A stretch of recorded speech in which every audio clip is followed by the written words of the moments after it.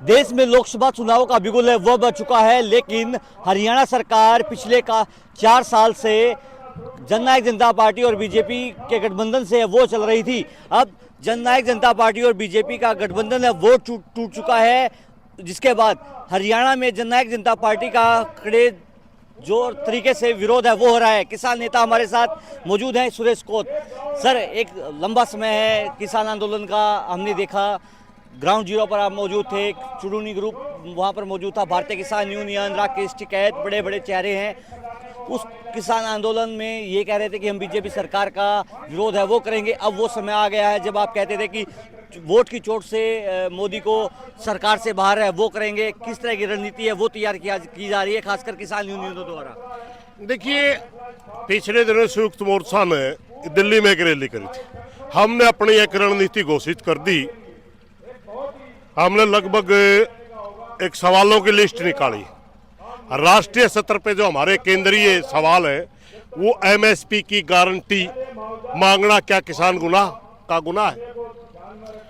किसान और मजदूर के कर्जे मुक्त नहीं करके आप 16.5 लाख करोड़ रुपए उद्योगपतियों के माफ करते हो, क्या किसान मजदूर के कर्जे मुक्त नहीं हो सकते? अजय मिश्रा टैनी जो खुद 120B का अपराधी है, दुनिया के अंदर भारतवर्ष पहला देश है जिसका गृह राज्य मंत्री 120B के तहत 302 के केस का अपराधी है, उसको दोबारा फिर भारतीय जनता पार्टी के लोग टिकट दे करके जो उम्मीदवार बना रहे हैं, इनसे ये है हमारे राष्ट्रीय स्तर के मुद्दे, इनको लेकर 3। बाकी हरियाणा की बात है, हरियाणा के अंदर हम उनसे पूछ रहे हैं, बीजेपी से सवाल पूछ रहे हैं, जब किसान एमएसपी मांगने जाता है तो उसको लाठियां गोलियां क्यों मारी जाती हैं? आंगनवाड़ी महिलाएं जब अपने वेतन की बात करते हैं उनको लाठियां क्यों मारी जाती हैं? जब मनरेगा मजदूर अपनी मजदूरी के लिए जाता है तो उनके ऊपर लाठीचार्ज क्यों किया जाता है? सरपंच चंडीगढ़ जाता है उनके ऊपर लाठीचार्ज क्यों किया जाता है? तो ये सारे मुद्दों को लेकर के हम गाँव में भी जा रहे हैं और ये जो साथी आ रहे हैं इनसे हम सवाल कर रहे हैं। ये सवाल से भाग रहे हैं, सवाल का जवाब देने की बजाय इधर उधर की बातों में घुमाते हैं, जिसलिए किसान ने फिर नारे लगाने पड़े हैं और उनका विरोध करना पड़ा है। हालांकि हमारा मकसद सिर्फ सवाल पूछना है, क्योंकि देश की जो मीडिया, फ्रंट लाइन मीडिया, वो अपने कर्तव्य का सही पालन नहीं कर रही। इसलिए हमने यह रास्ता अपनाना पड़ा कि हम जहां वो अपनी बात रखेंगे वहीं हम अपने सवाल रखेंगे, ताकि दोनों चीजें जनता के अंदर साफ साफ जाए कि बीजेपी कितनी तानाशाही पे उतर रही है, किसान और मजदूर के बिल्कुल दुश्मन की भूमिका में खड़े हैं। इसलिए हम अपनी बात को पहुंचाने के लिए हमारे पास और कोई तरीका नहीं था, हमने सवाल पूछने शुरू कर दिए। बीजेपी के जितने भी उम्मीदवार हैं, अरविंद शर्मा, मोहनलाल बडोली, अभी अशोक तंवर का भी विरोध है वो हो रहा है। जननायक जनता पार्टी के बड़े नेता हैं, हरियाणा सरकार में डिप्टी सीएम में रह चुके हैं दुष्यंत चौटाला, कड़ा विरोध है वो किया जा रहा है।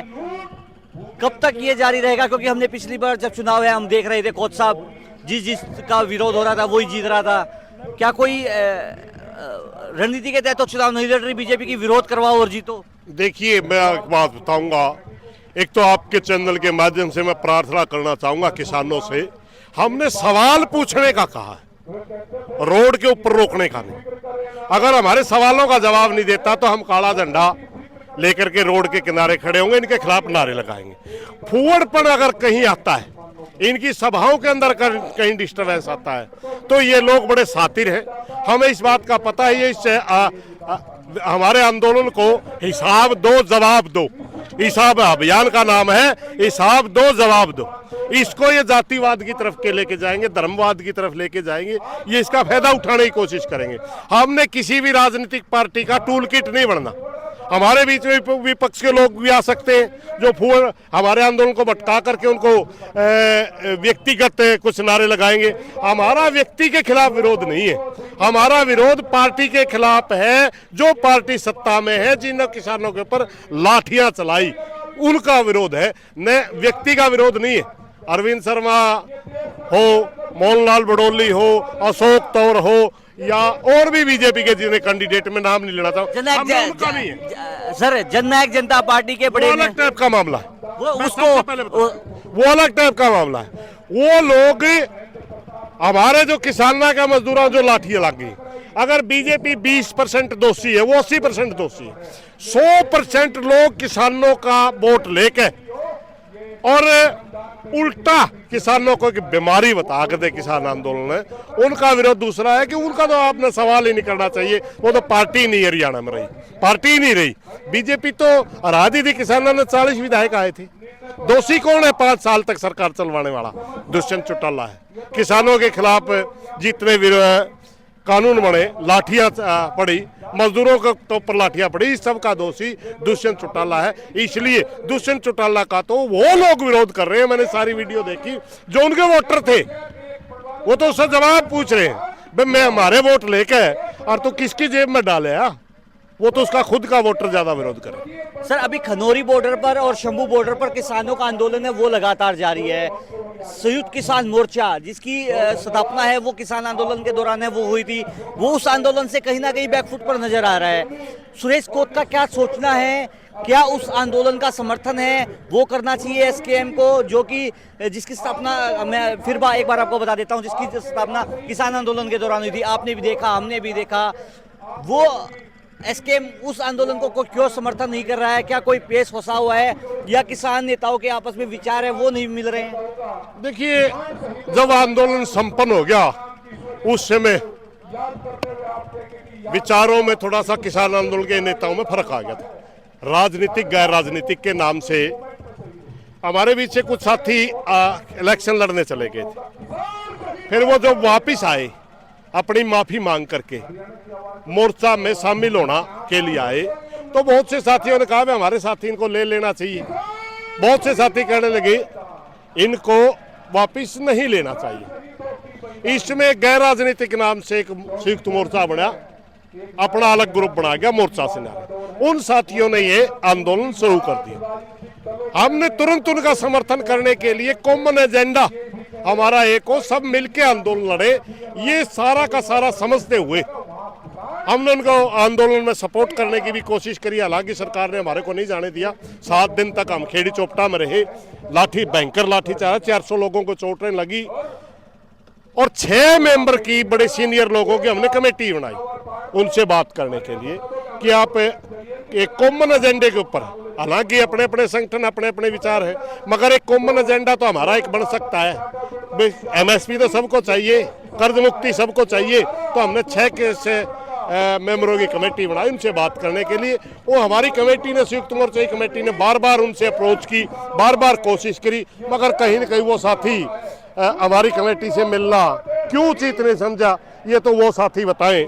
हम तो चाहते थे कि सारे मिलकर आंदोलन लड़े, मगर उन साथियों ने हमारे कमेटी के साथ उस तरह का अप्रोच नहीं दिखाई जिस तरह की हमने सोची थी। अच्छा, क्या अप्रोच नहीं दिखाई? क्या जो संगठन है एसकेएम, जो पॉलिटिकल जिन्होंने चुनाव लड़ा, जिसमें राकेश टिकैत, बलबीर सिंह राजेवाल, अब गुरनाम सिंह चुरूनी भी उसमें संयुक्त किसान मोर्चा में शामिल है। राकेश टिकैत और गुरनाम चुरूनी की तो इतनी खिंच गई थी कि एक दूसरे की शक्ल देखना पसंद नहीं करते थे, एक दूसरे के खिलाफ बयानबाजी। अब वो एक साथ एक धड़े में है, वो हैं। क्या उस गैर राजनीतिक संयुक्त किसान मोर्चा से वो बातचीत की जाएगी कोच साहब? देखिए, हम पहले भी खिंचाई थी किसानों, मगर मुद्दे पे एक हुए थे ना। हमारी इसी सोच के तहत जोगिंदर सिंह उग्राहा, डॉक्टर दर्शनपाल, अनरान मौला और राजेवाल और एक हमारा पटियाला से साथी रविंद्र पटियाला, 6 लोगों की कमेटी बनाई थी हमने और उनके पास लिखित में प्रस्ताव भी भेजा, लिखित में, कि बेशक हम वो बात करें, अलग अलग रहे, कोई बात नहीं, लेकिन एजेंडा तो कॉमन हो सकता है ना हमारा। उसी एजेंडे के ऊपर हमने बात करने भेजे थे, मगर हमारे उन साथियों के साथ बार उनका कोई जवाब नहीं आया। अब जवाब नहीं आया तो हम क्या कर सकते हैं? फिर हम तो चाहते थे कि हम इकट्ठे मिलके लड़ें। अगर कोई साथी नहीं चाहता तो उसका तो फिर हम दोषी नहीं हो सकते। जहाँ तक बात आपने गुरनाम चढ़ूनी की और राकेश टिकैत की, हाँ उनके वैचारिक मतभेद हो सकते हैं, मगर एमएसपी तो दोनों को चाहिए ना, कर्जा मुक्ति दोनों को चाहिए ना, इसलिए कॉमन एजेंडे पे वो दोनों एसकेएम के साथ।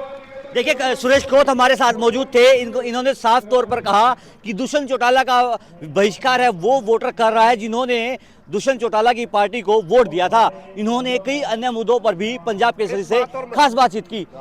हमसे जुड़े रहने के लिए हमारे YouTube चैनल को सब्सक्राइब करें और नई वीडियो की नोटिफिकेशन के लिए बेल आइकॉन को दबाएं। अगर आप ये वीडियो Facebook पर देख रहे हैं तो लाइक जरूर करें और ज्यादा से ज्यादा शेयर करें। धन्यवाद।